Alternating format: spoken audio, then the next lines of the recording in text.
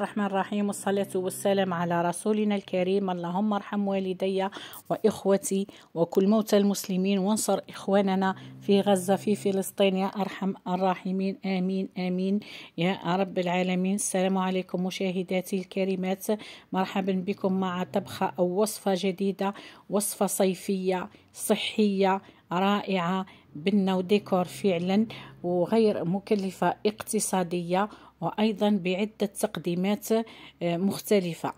كما راكم تشوفوا في البداية راح نروحوا مباشرة مع بعض للوصفة تاعنا.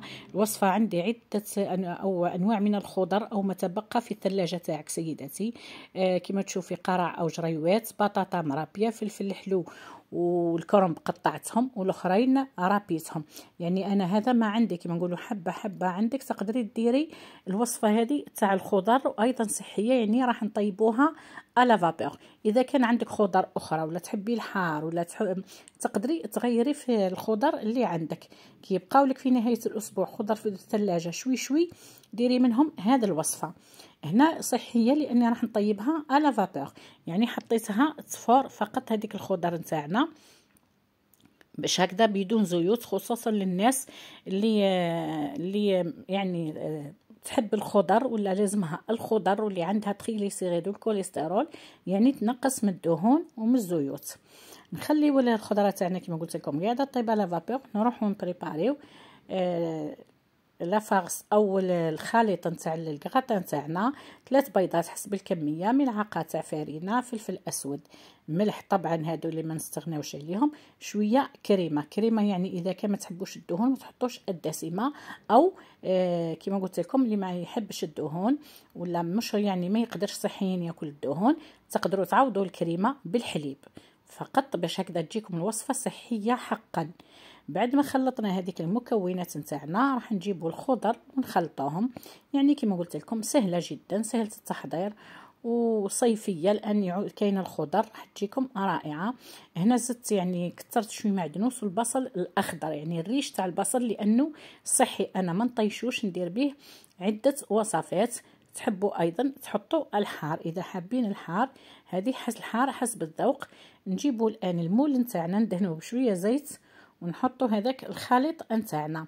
نتمنى فقط هذه الوصفات البسيطه تاعي تنال اعجابكم وتدعموني. كما نقول لكم الجديدات لاول مره تشوفوا القناه ديروا لي اشتراك، يعني الحمد لله كل جديده تدخل تقول لي اكتشفت قناتك وتعجبها الوصفات.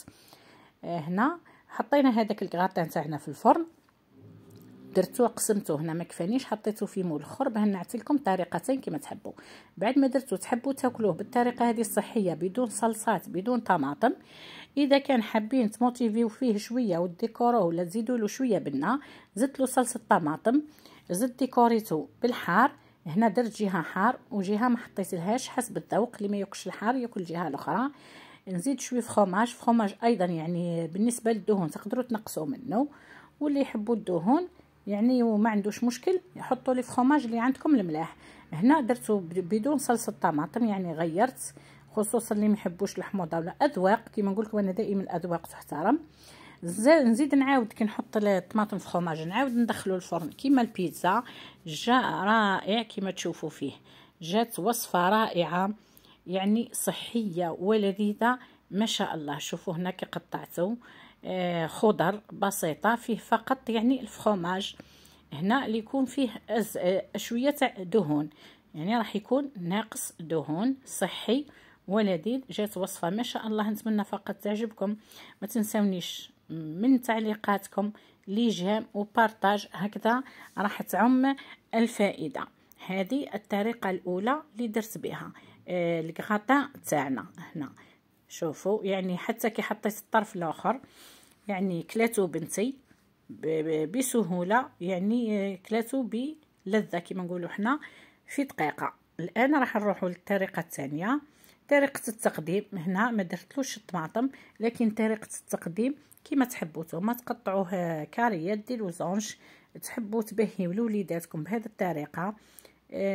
كما نقول الديكور اذواق واختياري وكما تحبوا. شهية طيبة، مشاهدة أطيب. إلى اللقاء مع وصفة أخرى بإذن الله تعالى. دمتم أوفياء، والسلام عليكم ورحمة الله تعالى وبركاته.